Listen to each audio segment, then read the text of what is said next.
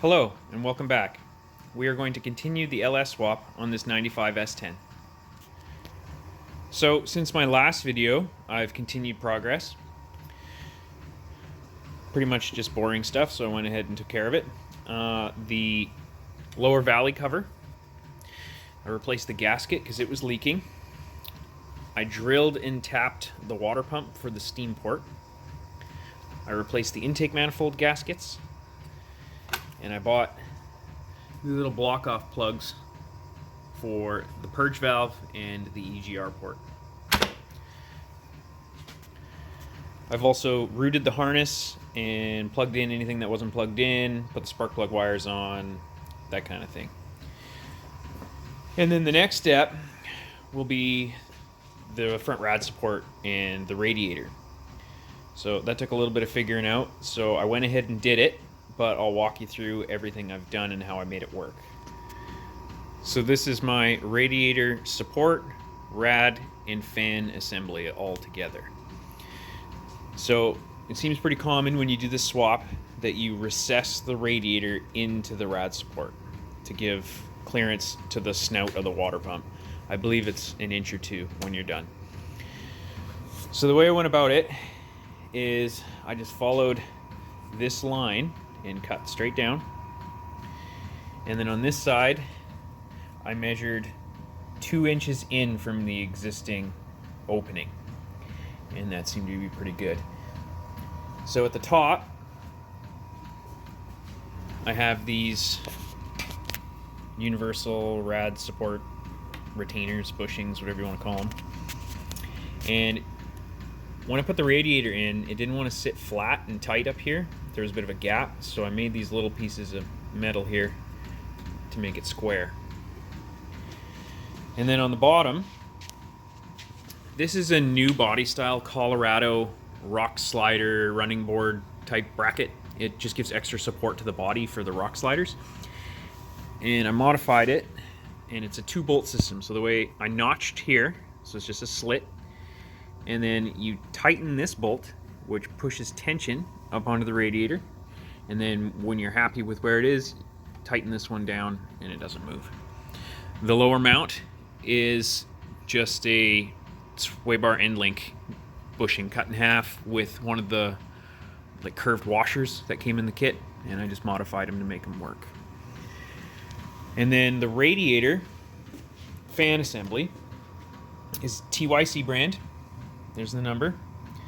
It fits a 2001 to 2004 Chrysler Sebring, and it fits really well. I had to cut this mount off because it obviously right there. So I made this one here. It's just a riv nut, and then a riv nut, and then everything is riv nutted, just so that there's no nuts and bolts. You just bolt it on and away you go. I spaced it out with 3/4 inch square tube and just some flat steel that you can get at any hardware store. This is a 1996 S10 radiator. It is significantly cheaper than the 94-95. It's actually about half the price. The only difference is that this one comes with an oil cooler, which I don't need, and the core. So from here to here is 15 inches instead of 14 3/4, which I think is fine. And then obviously you need access to get coolant in it, so you got to cut away the top section of the rad support. So I took this piece that I cut out here and I reshaped it and I put it here, put a little dimple die in it just for fun, and smoothed it all out and tacked it all together and welded up this hole in the end here and made it work. But I think it turned out pretty good. I'm pretty happy with it. Shot it with some paint, and here we are. So next step will be trying to install this into the truck. When I was making the lower mounts, the one thing that I tried to keep in mind is that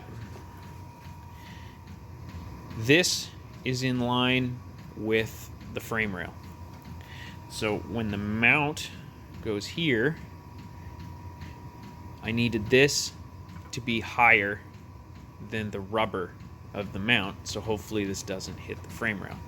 But I think it'll be good.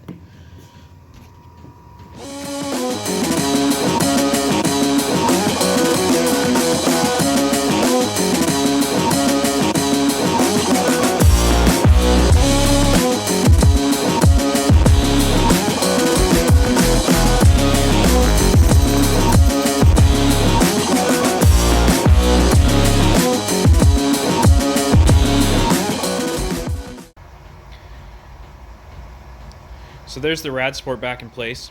Everything fit up really well, so I'm quite happy. I also continued installing other components, so I'll walk you through what I did there. So for the radiator hoses, we just used the factory Silverado hoses.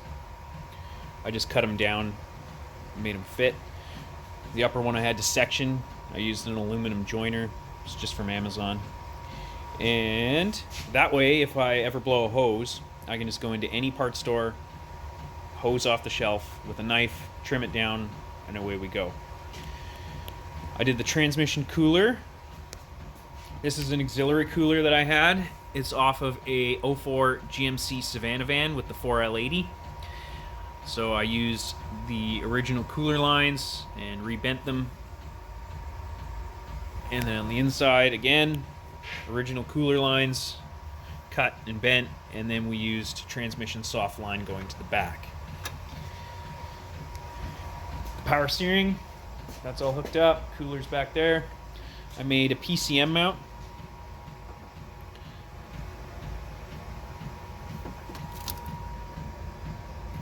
So that's good and sturdy. And then I started going through the wiring. This for sure I don't need. This has the heater and a few other things in it. I'll have to go through that a little more. And then we'll have the wiring for the LS itself. So I cut down the original Silverado fuse block. I've trimmed it, made it as short as possible. The plan is to fit it here. I'm not going to mount it permanently until I put the hood back on so that I know it clears the hood.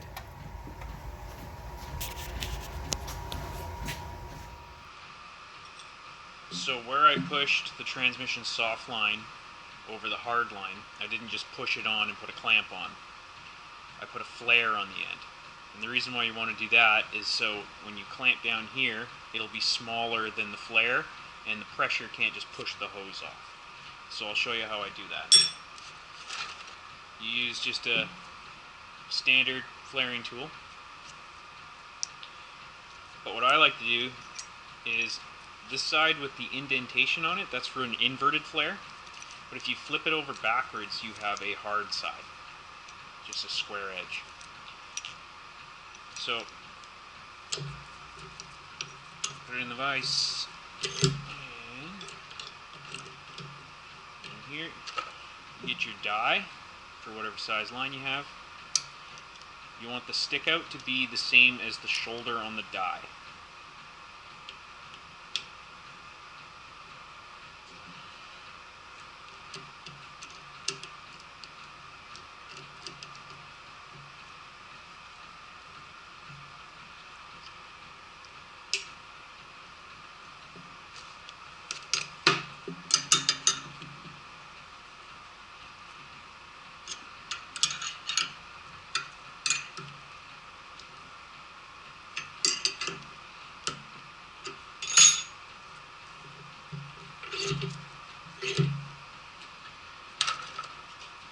So put your die in.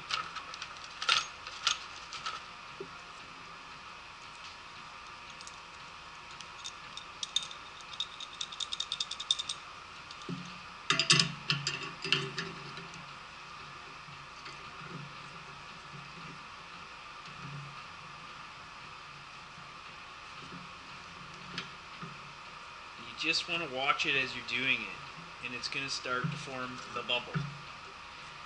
You can always stop and then check it out.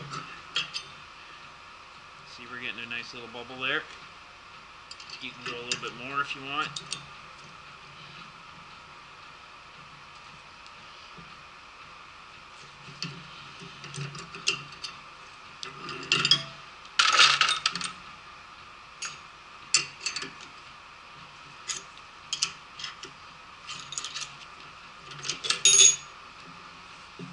You're left with that. That way when the clamp tightens down, it can't get shoved over the bubble.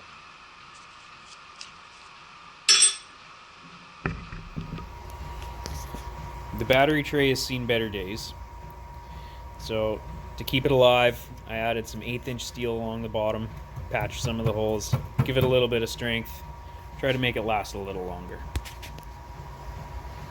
So the last big fabrication project that I have left to do on this truck is to build an exhaust system. So my plan is to take this pile of pipes, cut and section and fit, and then build something that resembles an exhaust when I'm done. So it's going to take some time, going to be pretty tedious. So I'm not going to film it all, I'll just bring you in and out as I make progress. So the last time you were here, there was a big pile of pipes on the floor and I was going to build an exhaust system. Well, now I just have a bin of pipes and I have an exhaust system. So I'll bring you under and I'll show you what I did and how I did it. So considering I built it all out of scraps and just junk I had laying around, I'm pretty happy with how it turned out.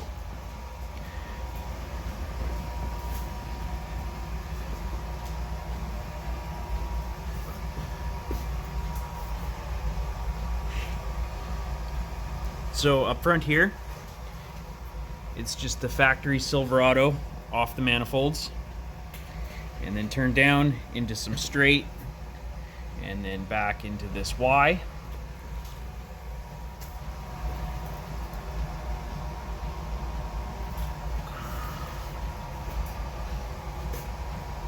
And then this pipe steps over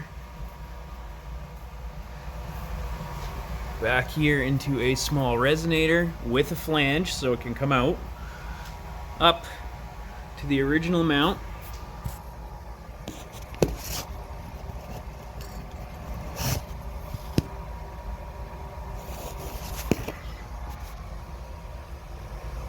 Over the axle and into single in, dual out muffler with some big tips.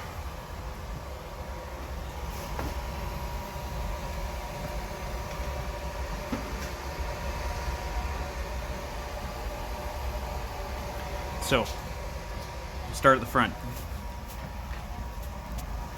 The stuff I used, original Silverado stuff here, just some straight section I had laying around, back to some more Silverado stuff in this bend. This Y is from a 2022 GMC Denali Sierra. It's for the rear dual pipes. And then this is also 2022 Denali Sierra. This flange is the original 2001 Silverado flange. This resonator is a 2022 GMC Denali. This over the axle pipe is like 18 Colorado diesel. You can see it's got the port for the particulate matter sensor there. So I just got an old particulate matter sensor and took the nut off and welded it up and made a plug. And then down we turn into a Flowmaster 80 series. I've had this muffler for like 15 years. It's off a 86 Formula Firebird. It's just been sitting around forever and I wanted to use it, so I used it. And then the tips were off a 2012 Silverado that a guy had, and when the exhaust rotted off, I grabbed the tips. So a lot of cars worth of stuff in one exhaust system. We have it hanging here just with some simple mounts, and then they're just bolted through the rubber hangers. And it swung around a little bit too much, so I added this sideways stability bar, and that firmed it right up. And then up here for this front mount, I used the original S10 cross member, and I just cut it off and then welded a hanger to it.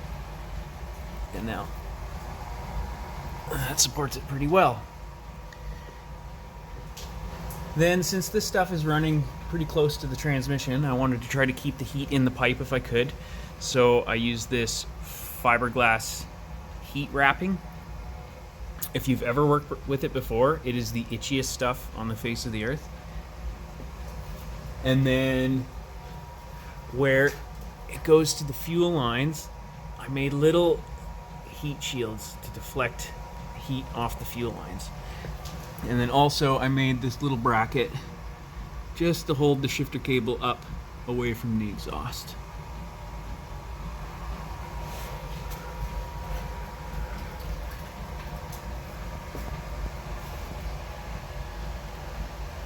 But yeah, I'm pretty happy with it. Turned out good. I painted it with barbecue paint. I did a bit of reading. People say it works great. It was cheap. It was like, I don't know, 11 bucks for the can, so I figured I'd give it a go. So I'm excited to see what it sounds like.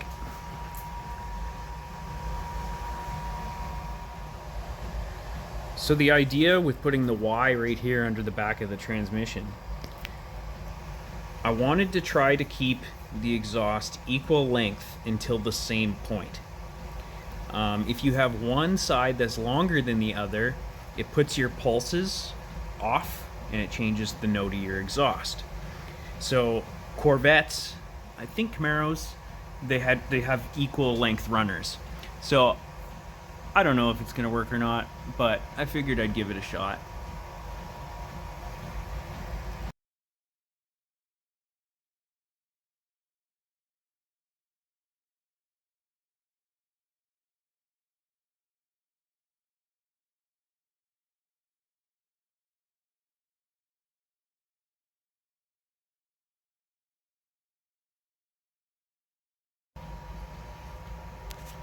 And for how I did it, so I just hold up a piece of pipe and look at it and go, oh, I need this much bend. And then so I cut something and I hold it up and it's not quite right, so I take it back and I cut it some more and I keep doing that until it looks right. Then I just tack it like 2-3 spots. Move on to the next piece. Do that same thing over and over and over and over again, just tacking it. Because when you get to a point where you need them to meet, if they don't meet, you just cut your tacks, make some adjustments, get them to fit.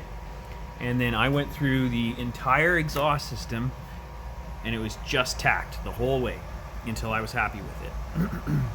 Once I was happy with it, I came back through and I welded everywhere I could get on the vehicle to try to keep it from warping. So since it's all being held in place where it is, weld as much as you can.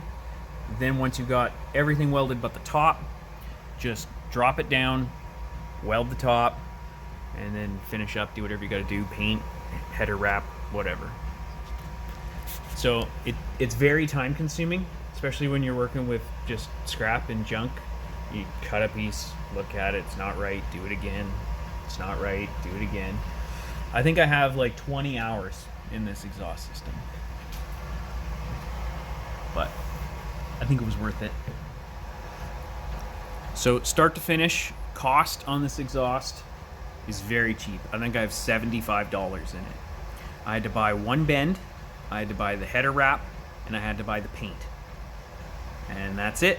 All the rest I had from scrap piles or junk trucks or my donor truck. So if you're willing to spend some time, you can save yourself quite a bit of money.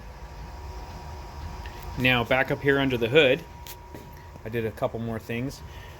I did the heater core hoses. It's been really cold lately, so I wanted to flush out the heater core because I'm going to run Dexcool in this thing, and it had green in it. So since it's been really cold, everything's frozen, I couldn't drag the garden hose in to flush it all out. And yeah, you know. So anyways, got that done. So right here, it's pretty tight. So I bought the 5/8 hose. It's just a generic Napa 5/8 hose with a 90-degree bend. There's the part number if you want one. Unfortunately, they only come so long, so you got to put a joiner in, but that's okay. And then this other hose, I think it's off like a 2020 Duramax. I think it's for the fuel heater cooler assembly. So it fit okay, so I used that one. And then it came with a joiner in it already, so just carried on the theme and added some more hose, and we got that sorted. Fits pretty good, nice and sturdy. So now, pretty much the wiring. I've ordered a throttle cable. It won't be here for a while, a couple weeks. So I'm gonna just start picking away at the wiring. I've started going through and labeling. So we got key power for trans, we got oh yeah, this is recirculation door, but since the truck came with a clutch fan, the pinout on the PCM is used for the recirculation door. So possibly that might be the one that I need to control my fan relay. What else we got? There's vehicle speed sensor. We got class 2 serial data for the DLC port, torque converter clutch, tachometer. Yeah. This is your main engine harness connector that goes into the factory fuse block. And then this is all original S10 stuff. So I started going through on the fuse block.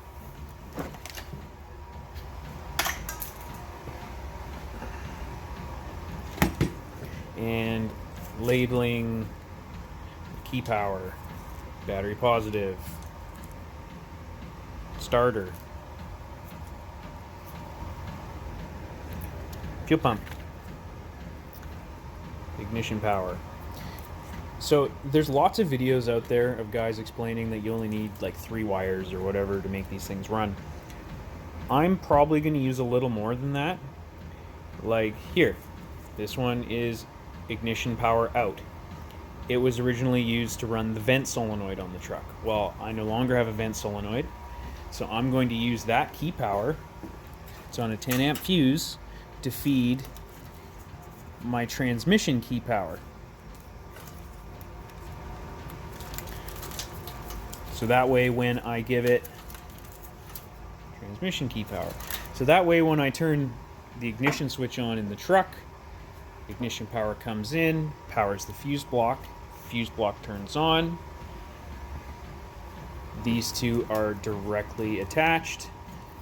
So that way I don't have to go looking for another key source or have to try to splice 2 wires in together. I can just use what I already have. Also too, some of these fuses would have been for, you know, the ABS or the retained accessory power. So I can utilize those for other things. Like I might be able to use, say, like one of these 50s to run my cooling fans. Anyways, so you can go to lt1swap.com and he's got pinouts for these and quite a bit of good information on there. And then if you watch people's videos, they'll be like, yeah, this one, and then this one, and then the gray one for your fuel pump, and that's all you need. But I wanted to be sure. I want to see if there's anything else I can utilize. So I've been going through the diagram and going, oh, this one goes here, and oh, this one goes here. And so just working through what I can and cannot use. It's up to you if you want to do that, or if you just want to be like, boom, 3 wires, or we're going. So, but I'm taking a little bit more time to do it. You don't have to. Another way to do it is to not use the factory fuse block and buy a standalone fuse block, or you can spend the money and buy a standalone harness. But it's up to you, whatever you want to do. Another thing too is you'll find, you know, there might be minor differences between the S10s. Like this one's a 95. I was watching a guy's video, he had a 94. Everything looks pretty close to the same, but there's some differences. His ignition switch is down on the column and it's actuated with a rod. My ignition switch is rotated right off the key. And then his starter comes out in this plug. Well, my starter does not come out in this plug. My starter comes out in this plug, and it's a different color wire. So don't take any information as gospel. Do your own research. make sure. Another thing that I haven't mentioned yet is the PCM. So it won't just work. You have to go in and reprogram it so that the security system is turned off. And then you can also turn off all the things that you're no longer using, like the purge valve and the EGR, the rear O2 sensors, things along those lines. I also had to turn on my cooling fans because, like I said, the original truck was a clutch fan truck. So you can use HP tuners. It's fairly expensive. I didn't really want to get into it.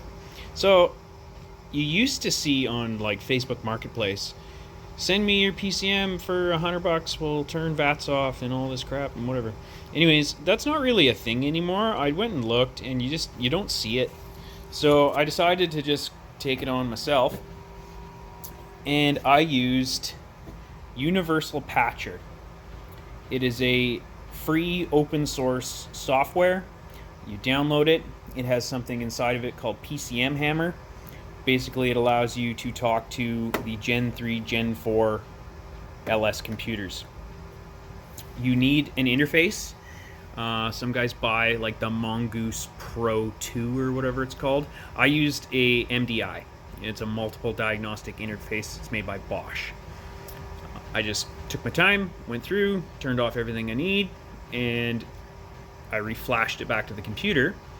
And then just to be sure, because I'd never done it before, I actually went back into the computer's flash afterwards, because you like rip a copy and then you change it and then you just put that file back in. So I went back in and I pulled the copy out and then double checked that everything that I turned on and off was actually turned on and off. And it was. So fingers crossed that once we hook everything up, it'll just go.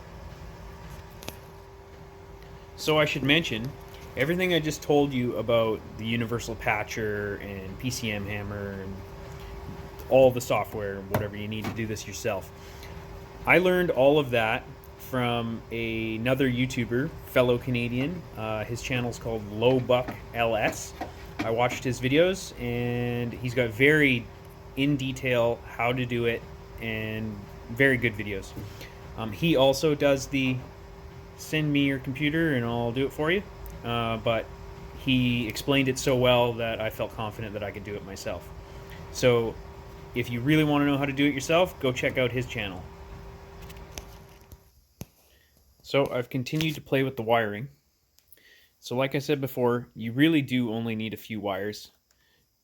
Ignition voltage, battery positive voltage, and fuel pump, and you can probably get your project running. I've chosen to retain a few more. So originally the truck's junction block was powered directly off the battery with this fusible link. So instead, I'm going to utilize these two maxi fuses to run the junction block, which will give power to the rest of the truck. I've also chose to keep backup lamps because they come off the park neutral safety switch or the selector switch on the side of the transmission. And I'm also going to control the starter through the fuse block. And then, like I said before, I'm keeping this switched ignition power to run the transmission electronics. So over here,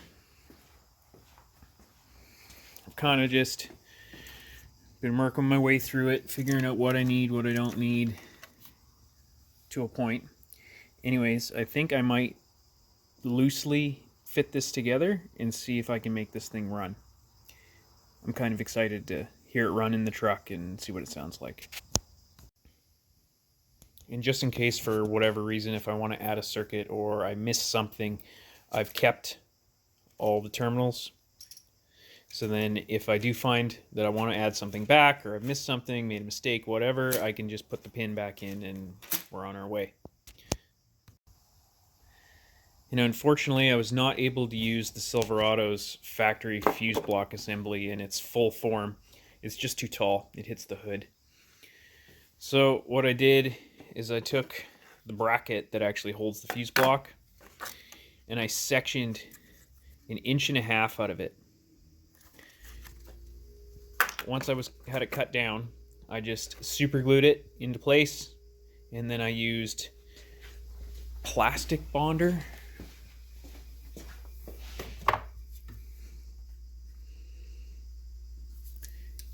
And then I let it set up. And then I went back and I drilled some holes and just used some sheet metal and riveted it together to give it some strength. And now it clears. The unfortunate part is it doesn't have a lid, so I'll probably have to make something. So we've got new engine oil and filter. I put 4 liters of Dextron 6 in the transmission, just so we're not firing it up dry. I filled up the power steering. Obviously we don't have any coolant right now, we're not going to bother with that, so I'm not going to run it for very long. I've just got the mass airflow jammed onto the throttle body with a coupler I had. Obviously it looks a mess, but it's not going to stay like that. This is just for testing purposes, obviously. I think I have everything plugged in. I guess we just turn the key and see what happens. Okay, here we go. Fuel pump's priming. Do that a couple times.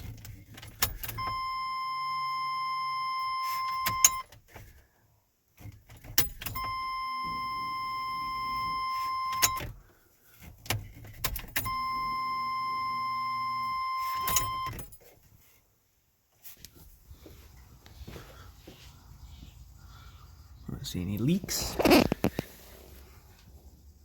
Looks dry. All right, moment of truth.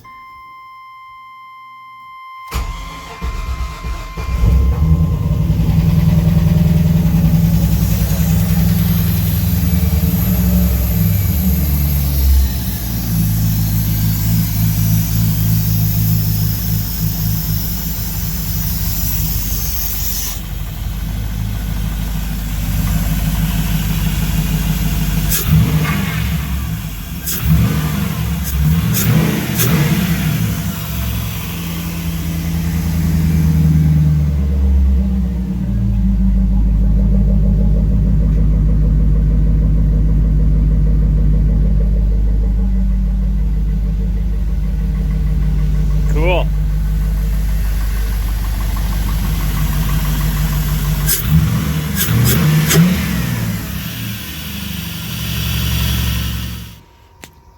This was kind of my quick and dirty wiring list. So, DLC port. I just found it in the connector and ran it to the inside. And this truck, being a 95, was pre-OBD2, but it had an OBD2 connector terminal. So it's the same plug-in, but different protocol. Anyways, so I had to swap a couple pins around. That works. So now I can scan it from the inside as a 2001 Silverado, and it works just fine. TAC, they come factory with a TAC output. So ran it inside, and I had this TAC. Guy I work with was just cleaning out his shop and gave that to me, so I figured I'd use it. Speedo. So, same thing, find the vehicle speed output, and these trucks use a vehicle speed sensor buffer or a DRAC. Basically, it's a little module that takes the AC signal from the speed sensor of the 4L60 and converts it into a 4,000 pulses per mile output that the IPC can understand. But this thing automatically puts out a 4,000 pulses per mile. So I just went to the connector of the DRAC and found the wire and hooked to it, and the Speedo works. Torque converter clutch. So on these trucks, the way the torque converter clutch works is it has power on that wire all the time, and then when you apply the brakes, it breaks the power, and that's how it knows to unlock the torque converter. So I used a relay. On a 5-pin relay, you have 30, 87, 85, 86, and 87A. So power comes in on 30, out on 87, and then your control side is 85, 86. Power, ground, switch them, doesn't matter. But if you use the 87A terminal, power comes in on 30 and out on 87A while nothing is being applied. And when we use the control side, so when we apply the brake pedal, it controls this side of the relay, moves the little thing over so it goes 30 to 87, breaking the connection away from 87A. So that's how we accomplish the torque converter clutch. If you're unfamiliar with relays, that may sound really complicated, but it's actually quite simple. And then fuel pump, just found the fuel pump wire in the harness and hooked it to the fuel pump control out of the factory fuse block. Same thing with starter, found the starter apply wire, found the starter apply wire that comes out from under the dash to under the hood, joined them together, away we go. We gave the fuse block constant power, ignition power, as I showed firing it up, so that works fine. The fans, I talked a little bit about the fans. Pretty straightforward, just wires up over 2 relays, 2 fuses to pardon me, 2 fuses to control it, and then I also just tapped it in off of here. So it uses blue 42 and red 33. So what I'm talking about is the color connectors on the PCM. Like I was saying before, this truck never came with electric fans, but it has the capability. So you have to turn it on, you have to swap a couple pins, and then that was the one thing that I wasn't super sure about when I was programming it, because I didn't know what to set the fans to, and then there's like delay between them. Anyways, so what I did is I found a YouTube video where the guy was doing it. He was basically copying and pasting from like an 06 truck into a older PCM. So what I did is I would just pause the video, enter the values, hit play, hit pause the video, enter the values, hit play, and put it in that way. So we're gonna have to test it to make sure that that works. Those with a keen eye would have already noticed the line lock. I figure V8 truck, burnouts, line lock. It was cheap, got it on Amazon for 70 bucks or something, so. Got that wired up, it's pretty straightforward. What did I do? Oh, key power to the trans. So there's one wire in the 100 fuse block that you need to put power into, and then it feeds another circuit over into your main connector, which then goes down to feed the electronics in the transmission. The 2 sensors was easy, just plug them in. The back O2s, I'm not using them, so I just cut on the O2 side of the harness and then heat shrinked over them so that water can't get in there, and then plugged them in and then just tied them up out of the way. And then I even ran the check engine light. So down where the factory PCM for the S10 was, I found the wire that is the check engine light. I used a test light and made sure that it lights the check engine light on the dash, and it does. So the couple wires that I did need to access over here on this side of the truck, what I did is I had a bunch of wires that I wasn't going to utilize because I don't need them, and I found them ones that were, say, similar colors and long enough, and then I just ran them over here and then used my meter to figure out which ones they were inside, snipped them, joined them, and now I have a pathway into the truck. Let's see. Washer tank, that was simple, just ran it over to where it originally was, ran the harness over, hooked it up. This is the factory S10 PCM. I don't need it, so I just removed it. And this is the vehicle speed sensor buffer, or the DRAC. So they're gone. So I moved a bit quick when I was talking about the torque converter clutch setup, so I'll explain a little better. This is a 5-pin relay. You can see the numbers on the side. That explains what the pins do. So the way we wire it is the wire back to the PCM for the torque converter clutch, we wire to 87A. On 30, we put ignition positive power. On 85, 86, it doesn't matter, you can switch these around. One side we have brake light power, and the other side we have ground. So when you turn the key on, power comes through on 87A, back to the PCM, and then that lets the computer know that we can engage the torque converter clutch. Now when you hit the brake pedal, it energizes the coil in the relay and swings this arm over, breaking the connection. When the computer sees that break in that connection, it'll unlock the torque converter. We don't use 87, we don't need that function. Does that make sense? For the other gauges on the dash, the engine coolant temp sensor, one wire, straight to the dash. The oil pressure sensor, same thing, one wire, straight to the dash. The oil pressure sensor also used to run the fuel pump, like the circuit used to go through for the fuel pump, so we don't need that. We're running the fuel pump right off the fuse block. And then on the engine coolant temp sensor, two wires used to go back to the original ECM to control fueling, and we don't need that, so one wire. So basically what it is that the engine itself is like standalone, and then we're using what the S10 already had to make our gauges work. And the oil pressure sensor is down here into where the engine oil cooler block off is. I just drilled it out and tapped it for 1/4 inch NPT and put it down there. It's just one wire to the IPC. You don't need the other wires. And then while I'm under here, I'll show you, put some heat reflective tape on the shifter cable and a little bit on those fuel lines. And then we tidied up any loose wiring that's down here.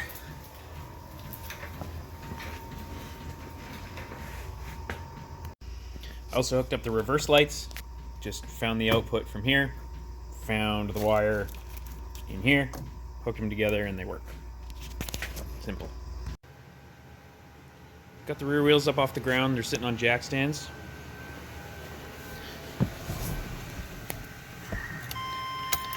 You see, I wired in the check engine light, so that works. Oil pressure gauge works, volt gauge, fuel gauge, and temp gauge all work. Now we'll see if the speedo works.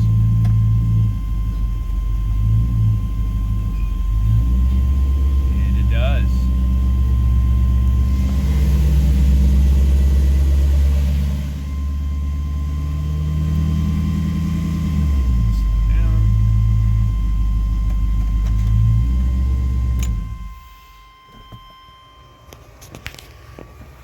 So I've got the fans wired up.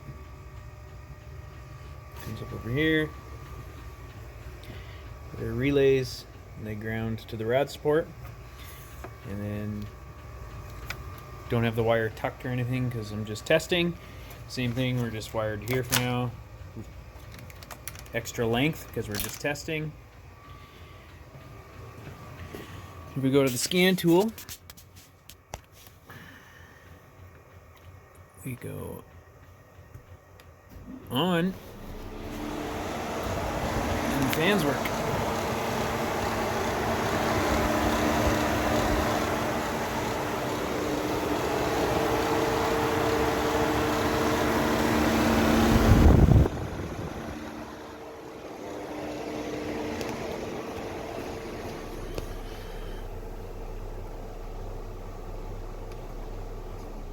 And they go off.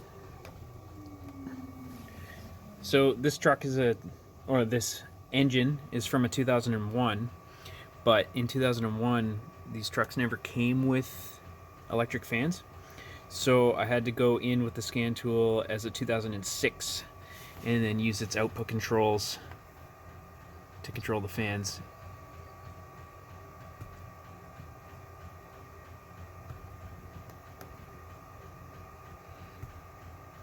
So there we go, it works. Now I can go back through, heat shrink, tidy, all those sorts of things. So here under the hood, we're all wired up. All the lines are plumbed, all the fluids are filled. tried to keep the wiring fairly tidy, and then I had to make a little cover just to clean it up. It makes it look nice. And I'll leave a little 10mm wrench in my glove box just in case I ever need to change a fuse when I'm out. Since the PCM is taking up the spot for the windshield washer bottle, I bought a cheap little $25 bottle on Amazon, made a bracket for it. And I also moved the vacuum reservoir over here instead of being attached to the hood right there. If you don't know what this is, it's because the heater controls in these trucks are vacuum. So you make the most amount of vacuum at idle. So say you're in a situation where you're not making vacuum, you still have a amount of vacuum here that will operate your heater controls. The four-wheel drives also used it for like their front diff actuators. Here's our intake setup. So we have a coupler that goes from 4" to 3.5". This is a 45-degree bend piece of exhaust pipe. This is a coupler that I had, mass airflow, and a 4" filter. My buddy had this, he gave it to me. As you can see, not a lot of real estate left to put an air intake. Anyways, I made a little bracket to hold it up, to keep it away from tensioner pulley. And let me tell you, these things are pricey. This coupler was $66, and that's my cost. Retail on it is $122. So this air intake cost me about $100. We also got the throttle cable. It's a throttle cable from a 4.3 S10 of the same year. So it fit the inside pedal just fine, but out here, as you can see, the distance was different on the LS, so I cut the original bracket and then extended it, and then we put a little gusset in here to strengthen it up. And works just fine. Batteries in and mounted. I had to extend the positive cable. They make cable extensions. They're just basically giant butt connectors. And then I have a hydraulic cable crimper. I crimp that up. What else we got? Down here, engine coolant temp sensor. I just bought an adapter on Amazon and threaded the original S10 coolant sensor in there. And then you see that little cover that goes on it. Those come on more modern cars. They protect wiring harness connectors in like high heat areas. So I had a couple laying around, so I threw one of them on there. And then some foil tape there. And then over here on the main harness where it goes near the manifold, I also put some more foil tape.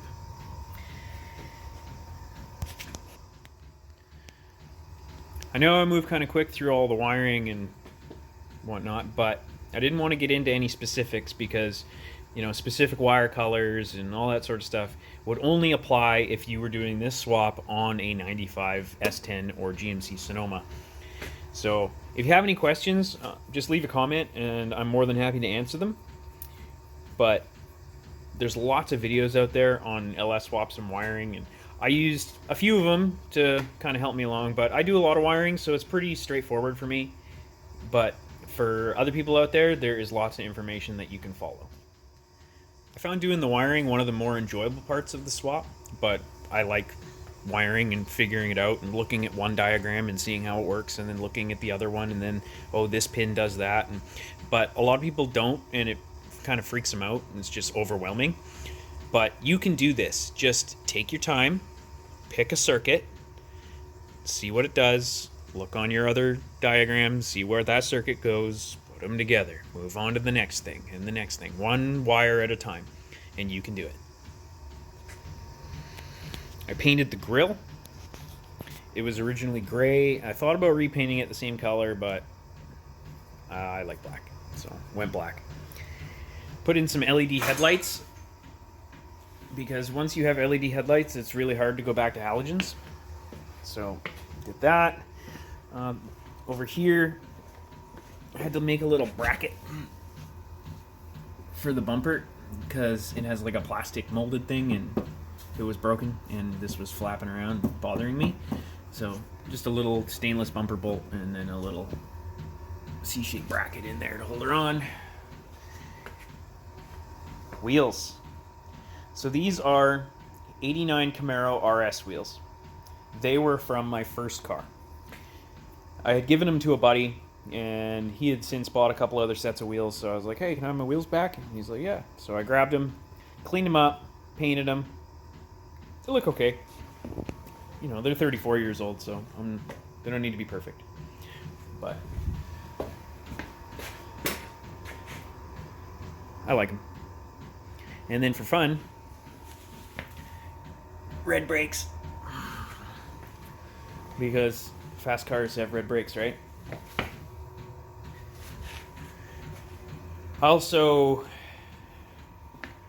took the rear drums into work, chucked them up on our old brake lathe, took a cut off and made sure they're true, and then I brought them back and adjusted them.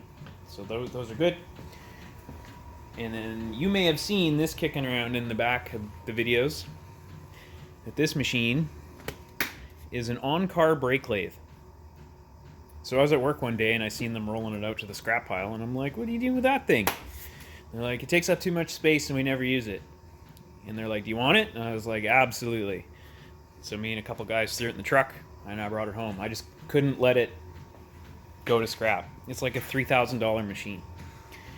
So I got a clip when I machine the rotors.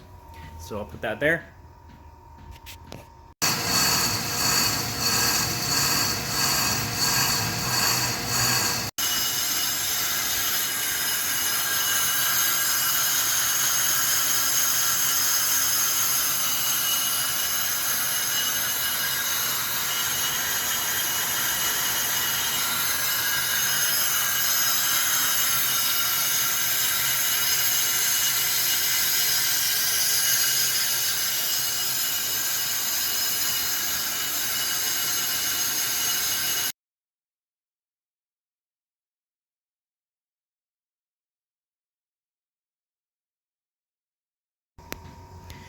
On the inside, we got her all back together, tidied up, line lock, a couple of stick-on seat patches because we had a couple big holes right there, and yeah, basically looks factory inside.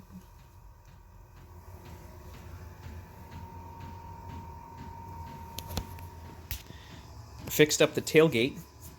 Both straps were broken, and the previous owner was just letting the tailgate rest on the bumper.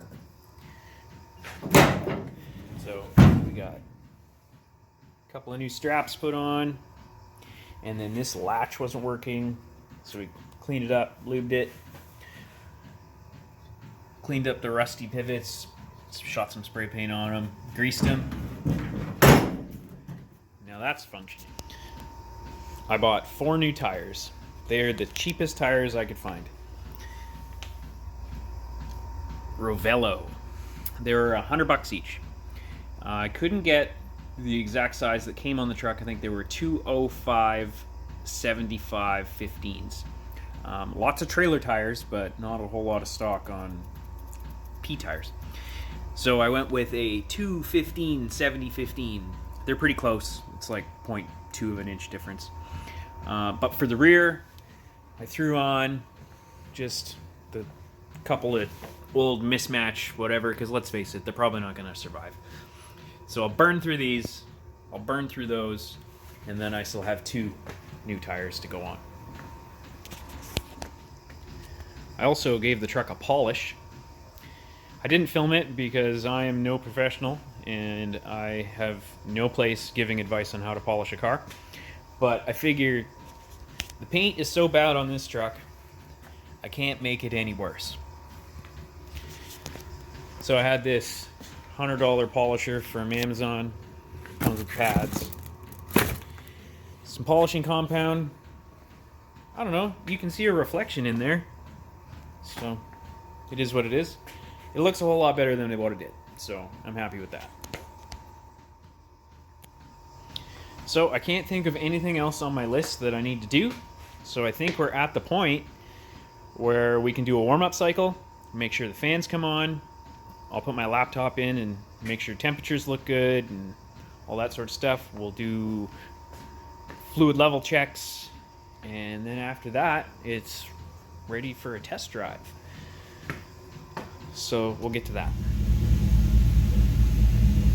Letting her warm up, 97 degrees. Pretty close to what the gauge says.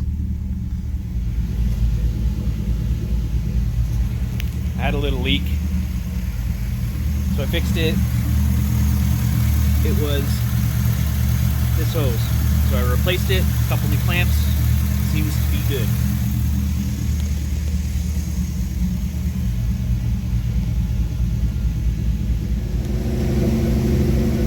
Fan's running, coolant is dropping.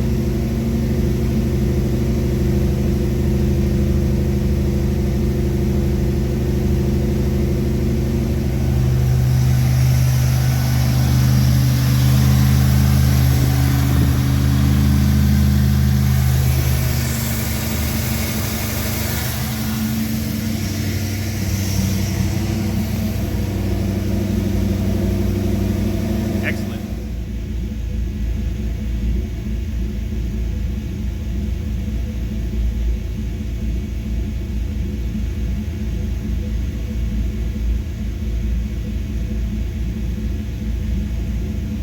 No codes.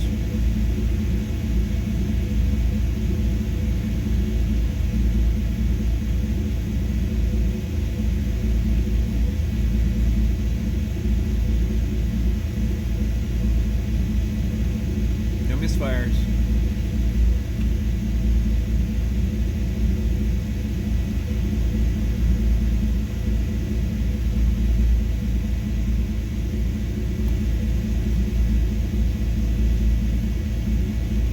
Long term is adding 5% fuel. Looks good.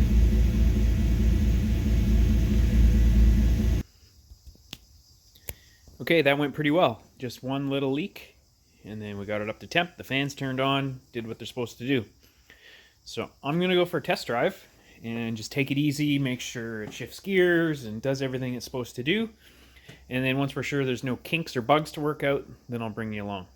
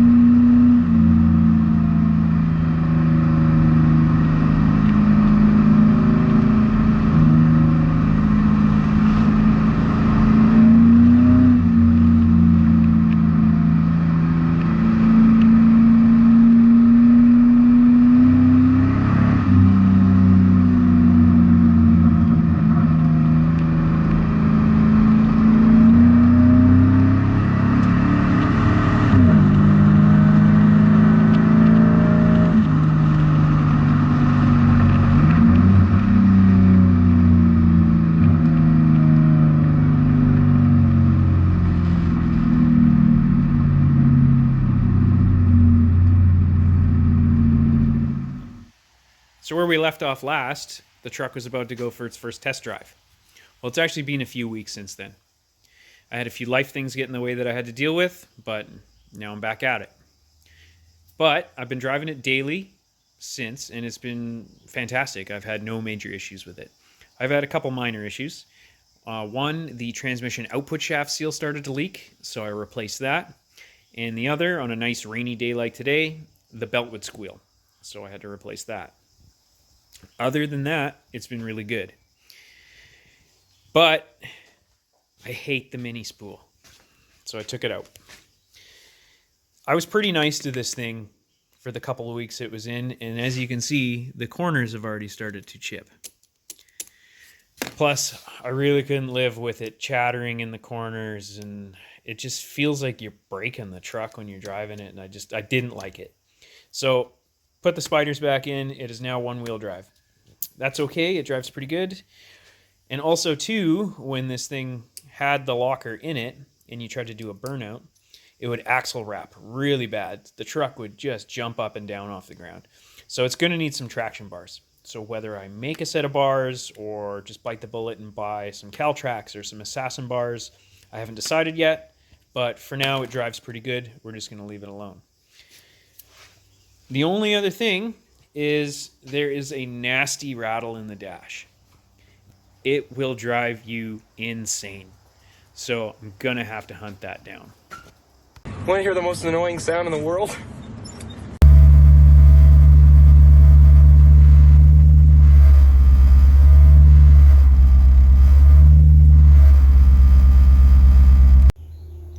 So if you're curious, I did end up finding the rattle. The rattle was a mixture of two things. The main one was this relay box here. It's tagged on this side with a screw from the back, but it was just pivoting and rattling, so I added a self-tapping screw there, and it's nice and tight, and now that's gone. And also the door itself was rattling. So I adjusted the latch in as tight as I could get it, and then I added these two pieces of double-sided sticky foam. So now the door fits nice and tight. So the rattle is solved. That is the one downside of the polyurethane motor mounts, is they do transfer a lot more vibration into the chassis, causing issues like this.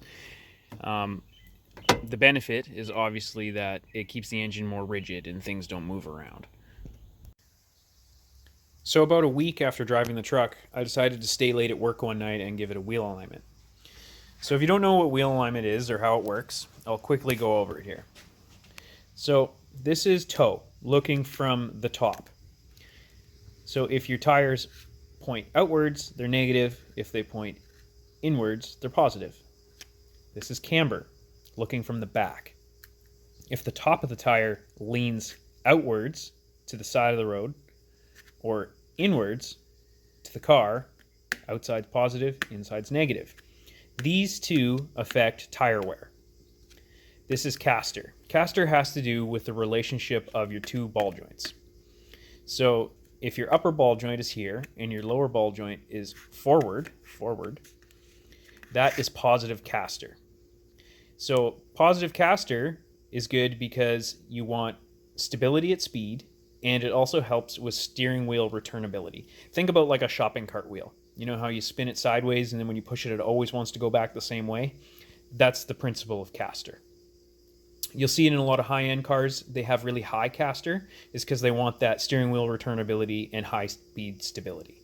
If you have negative caster, if you move this back behind the point of the upper ball joint, your steering wheel will be like really twitchy. And when you let the wheel slip through your hands, like coming out of a corner, it won't return. You'll have to like paddle at the wheel to bring it back. And also too, I should mention, cars that don't have power steering will tend to have less caster because you are the power steering. So they want to make the steering feel lighter.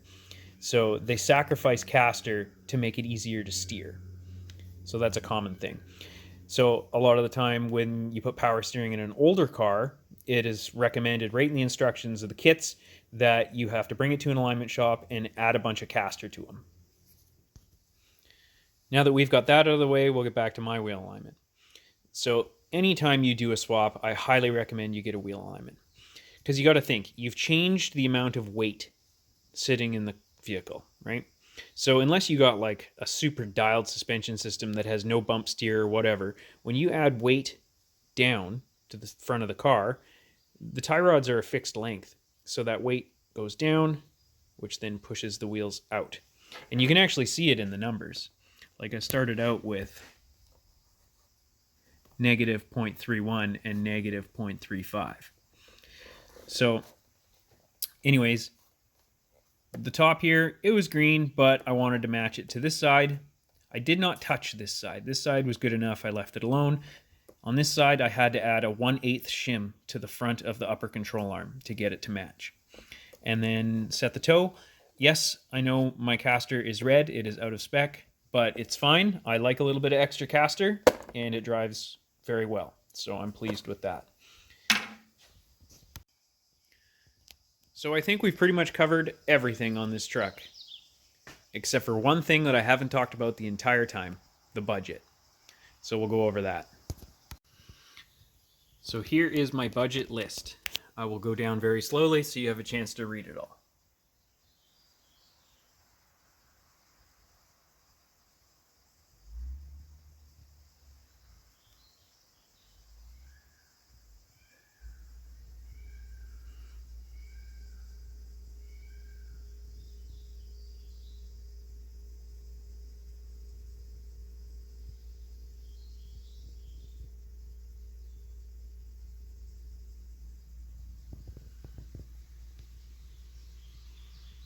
And that brings us to a grand total of $2,870.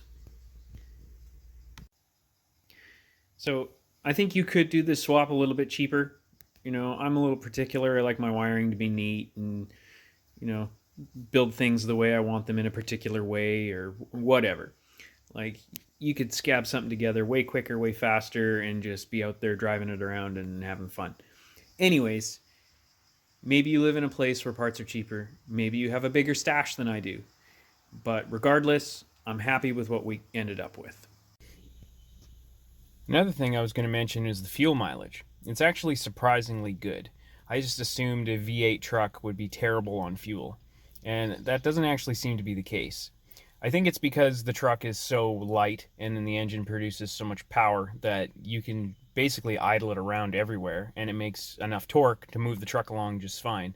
So if you drive it reasonably normal, it is actually quite good on fuel.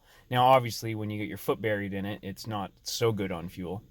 But I haven't done any calculations or anything yet, but about 60 liters or 15 gallons can last me about 2 weeks going back and forth to work and running around for regular life, which is pretty good.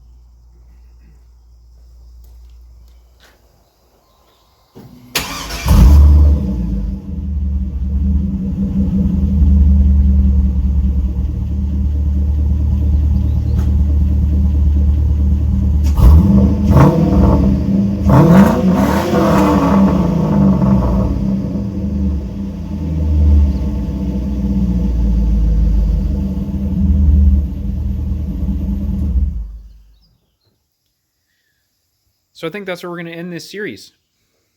For now, I think it's done. I have other projects that I need to get going on. I'll probably bring you along for those. But thank you for watching.